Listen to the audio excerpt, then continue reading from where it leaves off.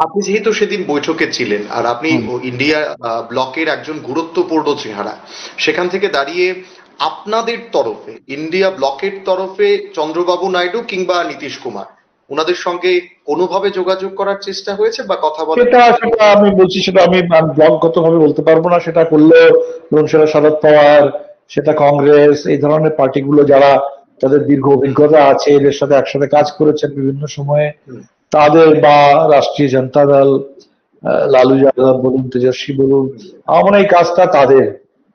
তো হুম। ফলে সেটা, এবং সেই কাজগুলো তো বিভিন্ন দলের মধ্যে পারস্পরিক কথা হয়, বাইল্যাটারাল হুম। কথা হয়, সেগুলো ঠিক হুম। জোটে আলাপ আলোচনা। ফলে জোট যেটুকু বলেছে আমি সেটুকু আপনাকে বলতে পারি যে এই ধরনের কোনো সম্ভাবনা হুম। আগামী দিনে তার উদ্ভব হতে পারে।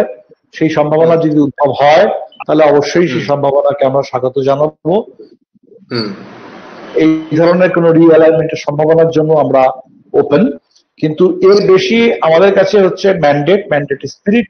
এই ম্যান্ডেটের স্পিরিটটাকে আমরা যাতে ধরে রাখতে পারি, আমরা যাতে হুম। হুম। প্রতিফলিত করতে পারি বারবার সংসদের মধ্যে এবং হুম। সংসদের বাইরে, আমাদের এই হুম। জোটটা যাতে আরো সংহত হয়, আরো গতি হুম। অর্জন করে, এটা আমরা দেখব।